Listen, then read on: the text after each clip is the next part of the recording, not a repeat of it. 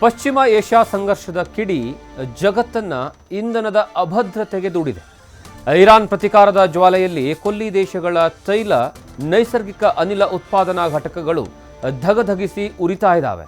ಜಾಗತಿಕವಾಗಿ ಇಂಧನ ಅಭಾವ ಎದುರಾಗುವುದು ನಿಶ್ಚಳವಾಗಿದೆ. ನಿನ್ನೆ ಶೆಲ್ ಪೆಟ್ರೋಲ್ ಮತ್ತು ಡೀಸೆಲ್ ದರ ಏರಿಕೆಯಾಗಿತ್ತು. ಆದ್ರೀಗ ಆ ಲಿಸ್ಟ್ಗೆ ಪ್ರೀಮಿಯಂ ಪೆಟ್ರೋಲ್ ಸೇರಿದ್ದು ದುಬಾರಿಯಾಗಿದೆ.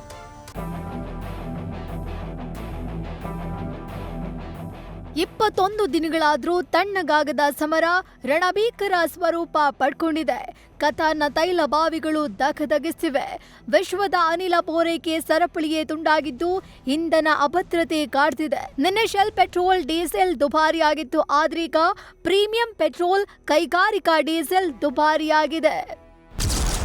ಪ್ರೀಮಿಯಂ ಪೆಟ್ರೋಲ್ ಡೀಸೆಲ್ಗೆ ₹2 ಏರಿಕೆ. ಕೈಗಾರಿಕಾ ಡೀಸೆಲ್ ಲೀಟರ್ಗೆ ₹22 ಹೆಚ್ಚಳ.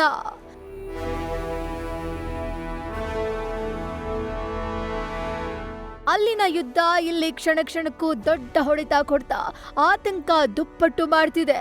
LPG ಸಿಲಿಂಡರ್ ದರ ಏರಿಕೆ ಬೆನ್ನಲ್ಲೇ ಸರ್ಕಾರಿ ಸ್ವಾಮ್ಯದ ತೈಲ ಮಾರಾಟ ಕಂಪನಿಗಳು ಪ್ರೀಮಿಯಂ ಪೆಟ್ರೋಲ್ ಮತ್ತು ಕೈಗಾರಿಕಾ ಬಳಕೆಯ ಡೀಸೆಲ್ ದರವನ್ನ ಹೆಚ್ಚಿಸಿವೆ.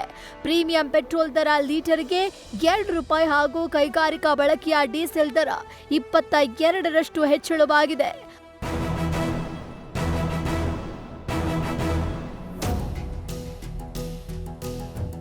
ಹೌದು, ಕೈಗಾರಿಕಾ ಉದ್ದೇಶಕ್ಕೆ ಬಳಸುವ ಬಲ್ಕ್ ಡೀಸೆಲ್ ದರ ಲೀಟರ್ಗೆ ₹22 ಏರಿಕೆ ಮಾಡಲಾಗಿದೆ.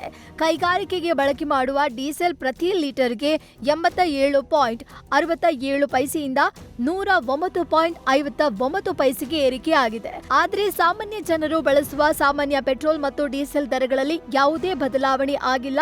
ಆದರೆ ಮುಂದಿನ ದಿನಗಳಲ್ಲಿ ಸಾಮಾನ್ಯ ಪೆಟ್ರೋಲ್ ದರವು ಏರಿಕೆ ಆಗಲಿದೆ. ಈಗ ಜಾಸ್ತಿ ಆಗ್ತಾ ಹೋದ್ರೆ ನಾರ್ಮಲ್ ಆಗಿ ಕಾಮನ್ ಪೀಪಲ್ಗೆ ಎಫೆಕ್ಟ್ ಆಗೋದು, ಯಾರಿಗೂ ಬೇರೆಯವ್ರಿಗೆ ಯಾರಿಗೂ ಎಫೆಕ್ಟ್ ಆಗಲ್ಲ. ಯಾಕಂದ್ರೆ ಎಫೆಕ್ಟ್ ಆಗೋದು ನಮ್ಮಂತರ ನಾರ್ಮಲ್ ಪೀಪಲ್ಸ್ ಮಾತ್ರನೇ. ಖಾಲಿ ಬರೀ ಪೆಟ್ರೋಲ್ ಮಾತ್ರ ಹೆಚ್ಚಾಗಲ್ಲ.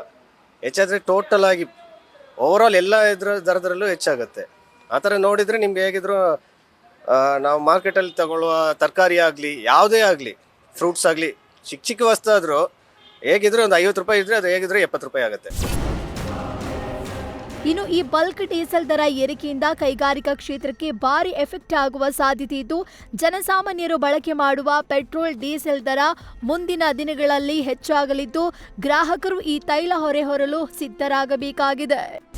ಸಮಾಧಾನಕರ ವಿಷಯ ಏನಂದ್ರೆ ಜನಸಾಮಾನ್ಯರು ನಿತ್ಯ ಬಳಸೋ ಸಾಮಾನ್ಯ ಪೆಟ್ರೋಲ್ ಹಾಗೂ ಡೀಸೆಲ್ ದರಗಳಲ್ಲಿ ಸದ್ಯಕ್ಕೆ ಯಾವುದೇ ಬದಲಾವಣೆ ಇಲ್ಲ. ಬಲ್ಕ್ ಡೀಸೆಲ್ ದರ ಹಾಗೆ ಕೈಗಾರಿಕಾ ಉತ್ಪಾದನಾ ವೆಚ್ಚ ಕೂಡ ಅಂದ್ರೆ ಕ್ಷೇತ್ರದಲ್ಲಿ ಆ ತೈಲ ಹೆಚ್ಚಾಗಿರೋದ್ರಿಂದ ಆ ವಲಯದ ಮೇಲೆ ಎಫೆಕ್ಟ್ ಬೀರೋ ಸಾಧ್ಯತೆ ಇರುತ್ತೆ. ಅಂದ್ರೆ ಕೈಗಾರಿಕಾ ವಲಯದಲ್ಲಿ ಬಳಸೋದ್ರಿಂದ ಅಂದ್ರೆ ಅಗತ್ಯ ವಸ್ತುಗಳ ಬೆಲೆ ಕೂಡ ಏರಿಕೆ ಆಗೋ ಸಾಧ್ಯತೆ ದಟ್ಟವಾಗಿದೆ. ಅಂದ್ರೆ ಪರೋಕ್ಷವಾಗಿ ಇದು ಜನಸಾಮಾನ್ಯರ ಜೇಬಿಗೆ ಕತ್ರಿ ಬೀಳೋದು ಕನ್ಫರ್ಮ್ ಅನ್ನುವಂತಹ ಒಂದು ಸೂಚನೆಯನ್ನ ಕೊಡ್ತಾ ಇರುವಂತದ್ದು. ಅಂದ್ರೆ ಜಾಗತಿಕ ಮಾರುಕಟ್ಟೆಯಲ್ಲಿ ಕಚ್ಚಾ ತೈಲದ ಬೆಲೆ ಏರಿಳಿತ ಹೀಗೆ ಮುಂದುವರೆದ್ರೆ ಮುಂದಿನ ದಿನಗಳಲ್ಲಿ ಈಗ ಸದ್ಯಕ್ಕೆ ಏನು ಪ್ರೀಮಿಯಂ ಪೆಟ್ರೋಲ್ ದರ ಮಾತ್ರ ಏರಿಕೆ ಆಗಿದೆ. ಮುಂದಿನ ದಿನಗಳಲ್ಲಿ ಇದೇ ರೀತಿ ಪರಿಸ್ಥಿತಿ ಮುಂದುವರೆದ್ರೆ ಸಾಮಾನ್ಯ ಪೆಟ್ರೋಲ್ ಡೀಸೆಲ್ ದರವೂ ಕೂಡ ಏರಿಕೆ ಆಗೋ ಸಾಧ್ಯತೆ ಕಾಣ್ತಾ ಇರುವಂತದ್ದು. ವಿಡಿಯೋ ಜರ್ನಲಿಸ್ಟ್ ಮಧು ಜೊತೆ Chandana Shetty, news first, Bengaluru. News first ನಿರ್ಭೀತಿಯಿಂದ ನಿಮ್ಮ ಪರವಾಗಿ.